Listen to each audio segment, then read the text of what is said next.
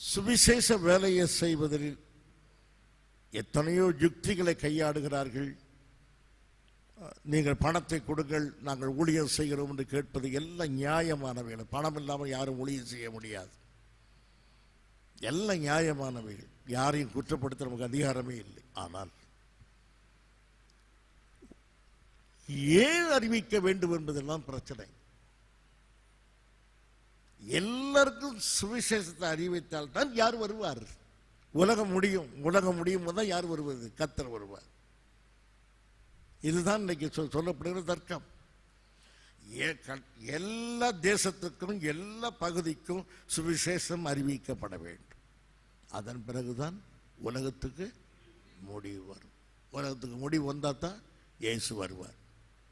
ஏன்னா உலகத்தின் வருகைக்கும் உலகத்தின் முடிவுக்கும் உம்முடைய வருகைக்கும் என்ன அடையாளம்?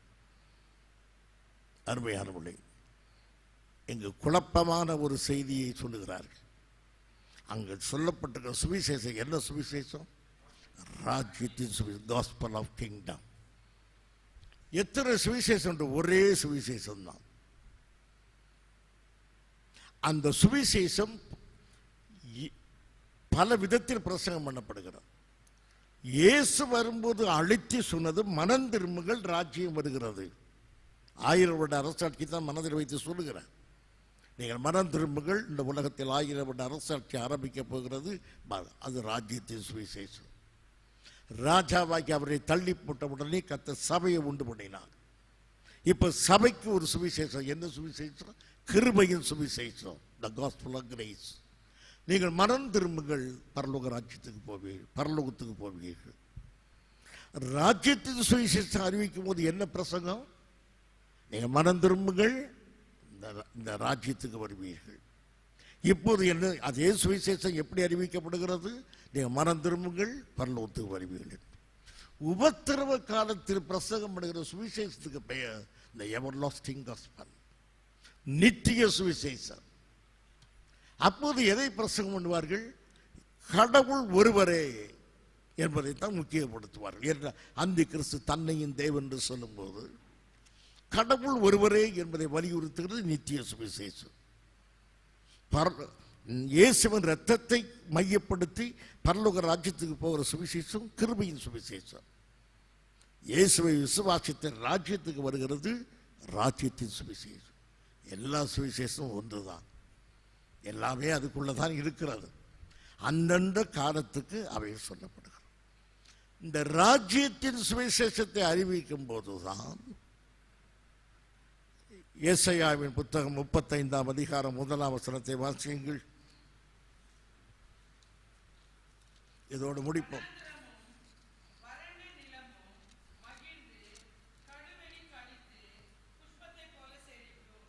இது எப்பொழுது நடைபெறுகிற காரியம்? எப்பொழுது நடைபெறும் இவைகள் எல்லாம்? 1000 வருட அரசாட்சி நடைபெறுகிற காரியத்தை ஏசாயா தீர்க்கதரிசி இவ்விதமாக சொல்லுகிறார்.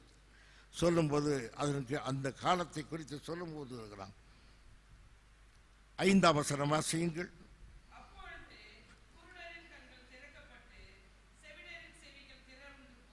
அப்பொழுது முடவன் மானை போல குறிப்பான், ஊமையன் நாமும் கம்பீரிக்கும், வனாந்தரத்திலே தண்ணீர்களும் கடுபடியிலே ஆறுகளும் உண்டாகும் என்று வேதம் சொல்லுகிறார். ஆகவே காஸ்பல் ஆஃப் கிங்டம் பிரசங்கம் பண்ணும்போதெல்லாம் குணமளிக்கும் வரமும் தொடர்ந்து கிரியை செய்கிறது. ராஜ்யத்தின் சுவிசேஷத்தை அறிவிக்கும் போது அதற்கு ஒரு அடையாளமாக கர்த்தர் அநேக வியாதியை சுத்தமாக்கி கொண்டே போனார். ஆகவே the healing and the gospel of kingdom, இந்த இரண்டும் இணைந்ததுதான். பிற்காலத்தில் கிருபையின் சுவிசேஷத்தை அறிவிக்கும் போது வரங்களினாலே நாம் சுகம் பெற்றுக் கொண்டிருக்கிறோம். இன்றைக்கு அது வேறு சப்ஜெக்ட், நான் இதோடு நிறுத்திக் கொள்கிறேன். ஆகவே ராஜ்யத்தின் சுவிசேஷத்தை அறிவிக்கத்தான் இயேசு கிறிஸ்து வந்தார். அதற்கு அடையாளமாக எல்லா வியாதிகளையும் சுகமாக்கினார். அற்புதங்கள் எல்லாம் நடந்தன. அவரை தள்ளினார்கள்.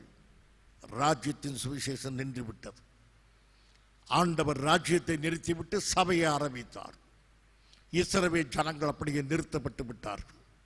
இது சபையின் காலம். சபை எடுத்துக்கொள்ளப்பட்ட பிறகு திரும்பவும் இஸ்ரவேலை பார்ப்பார். அப்போது மறுபடியும் ராஜ்யத்தின் சுவிசேஷம் அவளுக்கு அறிவிக்கப்படும். நித்திய சுவிசேஷம் அறிவிக்கப்படும். எல்லா சுவிசேஷத்திலும் இயேசு கிறிஸ்துவின் இரத்தமும் பிரசங்கிக்கப்படும். அது மறுக்கப்படாத ஒரு சத்தியம்.